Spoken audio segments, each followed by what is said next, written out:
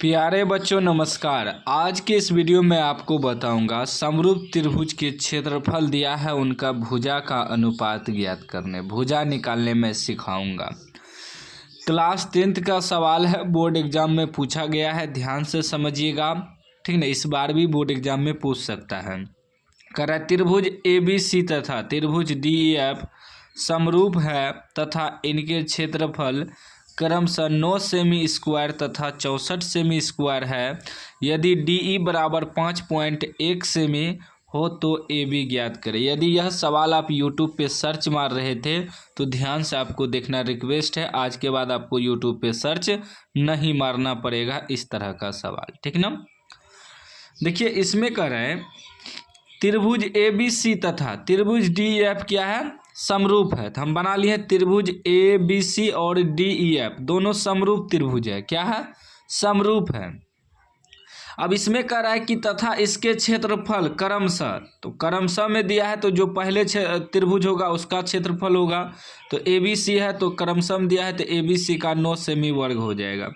इसका क्षेत्रफल 9 cm square है। उसके बाद में है DEF, तो बाद में जो दिया है 64 सेमी स्क्वायर, यानी कि 64 cm स्क्वायर जो है इसका क्षेत्रफल हो जाएगा DEF का। क्रमशः में यदि रहे तो जो पहले त्रिभुज है पहला मान होगा, दूसरा जो त्रिभुज है दूसरा मान होगा। इस प्रकार होता है यदि क्रमशः में दे दो, ठीक ना। चलिए उसके बाद करें, यदि DE बराबर 5.1 सेमी है तो AB ज्ञात करें। DE यहाँ है तो DE हमें कितना दिया है, 5.1 cm, 1 cm हमें AB कर है निकालने। तो पहले इसका सूत्र आपको जानना होगा। जो दिया है तो उसको लिख दीजिए। जो दिया हमें दिया है त्रिभुज ABC का क्षेत्रफल कितना दिया है, 9 सेमी स्क्वायर या 9 cm स्क्वायर लिख सकते हैं। फिर त्रिभुज DEF का क्षेत्रफल ये हमें दिया है 64 cm स्क्वायर, और भुजा भी दिया है DE बराबर दिया है 5.1 cm, ठीक ना। हमें निकालना है AB बराबर वाट, AB का मान निकालना है। तो पहले आपको समझना होगा पॉइंट को, ठीक ना। पहले पॉइंट समझिए। यदि इस प्रकार का आपको सवाल दे तो इसका सूत्र होता है, दो समरूप त्रिभुजों के क्षेत्रफल बराबर होता है उनके संगत भुजाओं के वर्गों के अनुपात, ठीक है ना। जैसे कि हमने यहाँ लिया है कि देखिए त्रिभुज ABC का क्षेत्रफल बटे त्रिभुज DEF का क्षेत्रफल अनुपात में है E त्रिभुज का क्षेत्रफल बटे E त्रिभुज का क्षेत्रफल, ठीक ना। अब क्या कर रहा है, उनके संगत भुजाओं के वर्गों के अनुपात। तो संगत भुजा हम कुछ भी ले सकते हैं। जैसे यदि AB माने हैं तो AB के संगत आपका DE होगा। फिर यदि आप BC लीजिएगा तो BC के संगत EF हो जाएगा, ठीक ना, EF। यदि आप AC ले रहे हैं भुजा तो AC के संगत आपका DF हो जाएगा। तो वही लिए है, देखिए AB, तो AB का स्क्वायर बटे DE का स्क्वायर, इसके संगत ई भुजा है। तब ना देखिए निकालने का रहा है, DE दिया है तो हमें AB निकालने का रहा है, ठीक ना। उसके बाद यदि इसी में BC का संबंध रहता BC और EF में, तो BC स्क्वायर बटे EF लेते, EF स्क्वायर, EF बराबर AC यदि आपको दे दे DF के है निकालने तो AC का AC स्क्वायर बटे DF, यानी कि आपको सीधा समझ लीजिए कि उनके संगत भुजाओं का अनुपात होता है।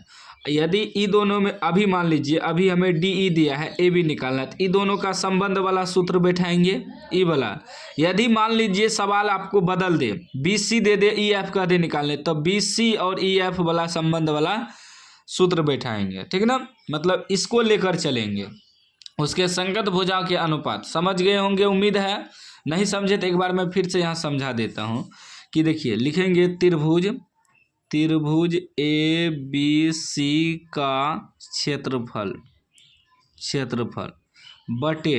बटे त्रिभुज DEF का क्षेत्रफल, ठीक।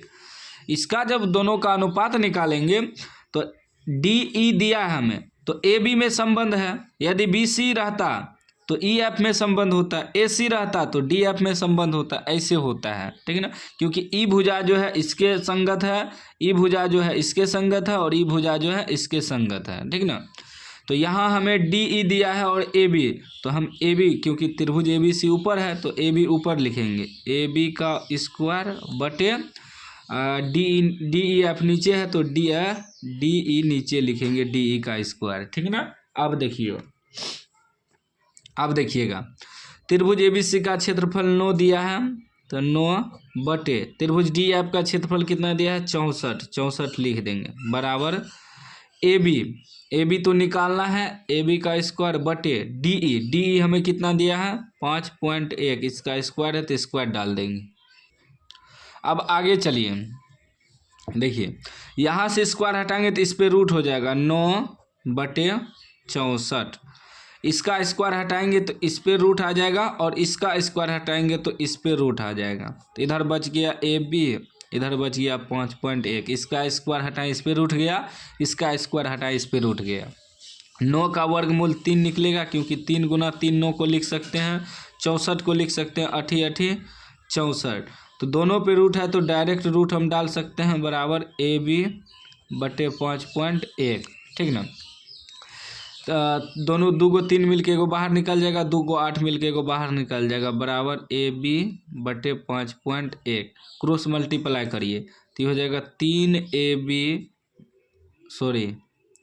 ए बी, 8 से गुना होगा ना, 8 इससे ई गुना होगा, इससे ही 8 ए बी बराबर ये हो जाएगा 3 गुना 5.1, जब ए बी बराबर निकालेंगे तो ये हो जाएगा 3 गुना 5.1, आई बटे में 8 आ जाएगा, कटाइए तो कटेगा 8 छाके 48, पूरी नहीं कटेगा क्या, गुना कर देते हैं डायरेक्ट, 3 एका 3, 5 दिया 15, यानी कि 15.3 बटे 8, 8 से अब आपको भाग देना है, 15.3 में 8 से भाग देंगे, ठीक ना, तो कितना हो जाएगा 3 एका 3, 5 दिया 15, ठीक है, 8 एका 8, 7 दशमलव देंगे, तो मान लीजिए पहले दशमलव नहीं है, पहले ऐसे बनाइए, तो 7 3 उतरेगा, ठीक ना, 3 उतरेगा तो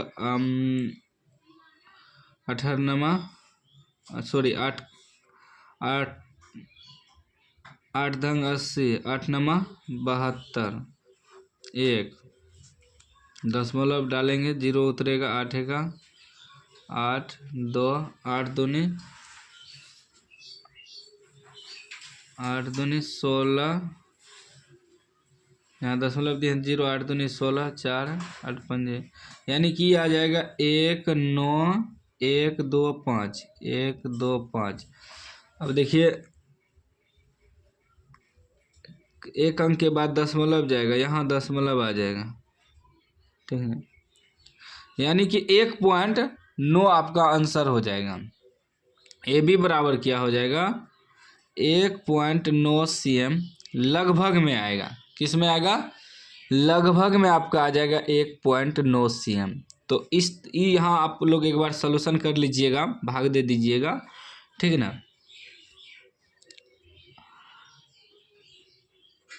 1.9 लगभग ही आएगा, या इससे थोड़ा आ सकता है ज़्यादा, ठीक है ना। तो इस प्रकार आपको बनाना है इस तरह का सवाल। कोई भी डाउट हो तो कमेंट बॉक्स में पूछ सकते हैं। अभी तक चैनल को सब्सक्राइब नहीं किया, सब्सक्राइब कर लीजिए और घंटी को दबा के ऑल कर लीजिए।